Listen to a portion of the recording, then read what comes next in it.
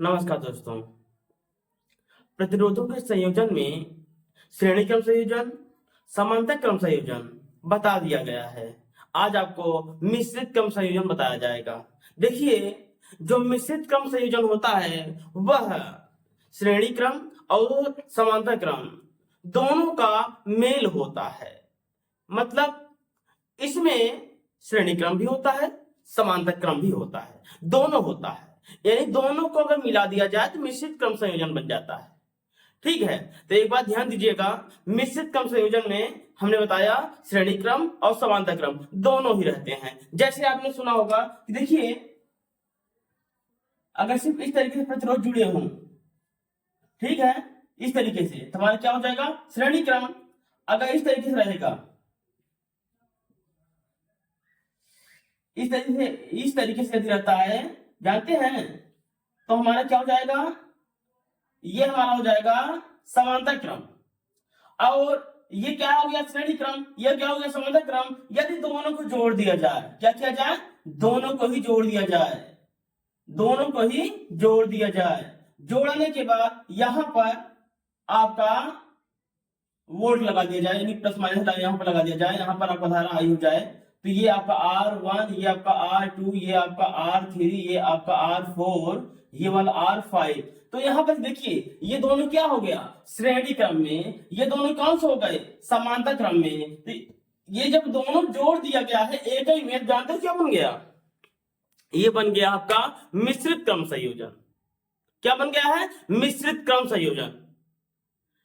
बस यह बात ध्यान दीजिएगा कि जो समांतर क्रम संयोजन होता है, श्रेणी क्रम संयोजन होता है, समांतर क्रम संयोजन होता है, यह पेपर में बहुत ज्यादा इंपॉर्टेंट है, बहुत ही ज्यादा इंपॉर्टेंट है। आपके पेपर में इससे रिलेटेड न्यूमेरिकल्स आते हैं।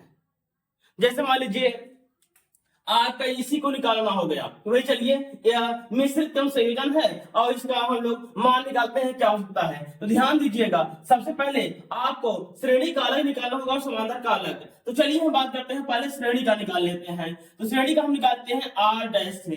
किसे निकालते हैं, R डैश से। तो यदि हम निकाले R डैश से, फिर R निकाल ले, तो ध्यान देना, श्रेणी क्रम में R1 R2 यही तो है जो श्रेणी क्रम है। ये तो आपका समांतर क्रम हो जाता है, ठीक है। लेकिन अगर इसे करेंगे फिर ये दो है, तो घूमकर ये आएगा, इनको पहले जोड़ देंगे तब इसका जो आएगा वो भी इसमें जोड़ा जाएगा। तो इसीलिए हमारा क्या होगा, जानते हैं, पहले आप इनका जोड़ेंगे तब इसका जोड़ेंगे। ये जो हम जोड़ने की कोशिश कर रहे हैं कि इन दोनों को जोड़ते हैं, ये श्रेणी क्रम में है, तो बेटा ये दोनों जुड़ तो जाएंगे, लेकिन यहाँ वाला जो बचेगा वह भी इसमें जुटेगा। क्योंकि देखो, इसे अगर हम जब जोड़ देंगे तो एक प्रतिरोध बन जाएगा, तो हमारा एक प्रतिरोध जो बन जाएगा यह भी इसी में जुटेगा। चलिए देखते हैं कैसे। तो ध्यान दीजिएगा, इसका हम लिखेंगे 1/R बराबर 1/R3 plus 1/R4 plus 1/R5।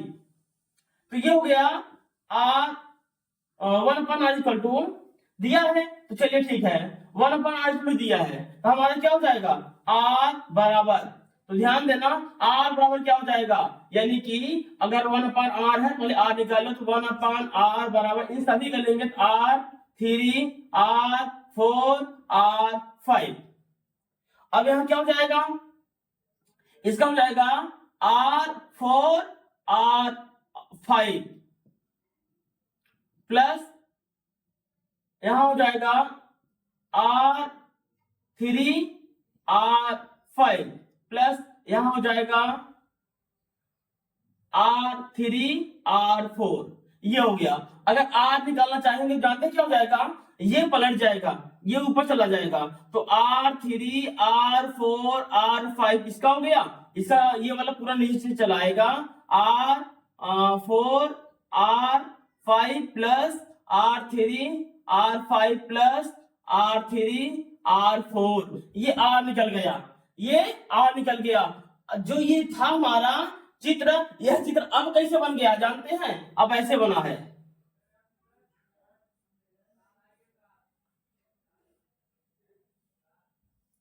किस तरीके से बन गया है, अगर इस तरीके से बन गया था, जानते हैं, ये वाला R यहां है, यहां पर R1 है, यहां पर R2। अब क्या होगा, अब जो है आर जो निकला है ना, वह आर, ये वाला आर इसी में जुड़ जाएगा। कैसे? इसका मान क्या था? आर बराबर क्या था? ये श्रेणी क्रम हो गया, ये वाला कौन सा क्रम हो गया? श्रेणी क्रम में। अब निकालिए R1 R2 प्लस R, तो मान रखेंगे R डैश कर लीजिए इसे, R डैश बराबर जानते हैं R1 तो रहेगा ही, R2 भी रहेगा। अब R के स्थान पे यही आपका पूरा ऐड हो जाएगा। क्या है भैया? ये आपका है R3 R4 R5, उसके बाद क्या है? R4 R5 plus R3 R5 plus R3 R4। ठीक, तो इससे जो आपका आएगा, यानी कि अभी आपका लासा लेकर क्या हल होगा, यानी कि अगर हमारा देखिए ध्यान सुनिएगा, कुल प्रतिरोध कितना आ गया आपका? इतना आ गया है। कुल प्रतिरोध कितना आया है? ये पॉइंट कुल प्रतिरोध है ये, यानी ये क्या है? टोटल प्रतिरोध। क्या है बेटा? टोटल प्रतिरोध। तो श्रेणी क्रम में ये वाला मिला, समांतर क्रम में ये वाला मिला, तो पहले समांतर को हल करेंगे तो आपका एक नया फिगर बनके तैयार होगा। जब इसको हल करेंगे तब जाकर के आपका संपूर्ण प्रतिरोध ज्ञात होगा। तो इस तरीके से आपका कल यानी कि अगली वीडियो में हम लोग पूरा न्यूमेरिकल को हल करेंगे। तो आपसे विनम्र निवेदन है कि वीडियो को पूरा देखा करें ताकि बात को समझें।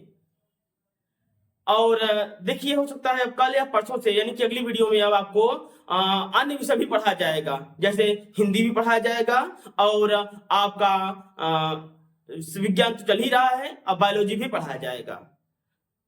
तो आप सभी से विनम्र निवेदन है कि आप लोग हमसे जुड़ने का महान कृपा करें। आप लोग के सहयोग के बिना हम अधूरे हैं।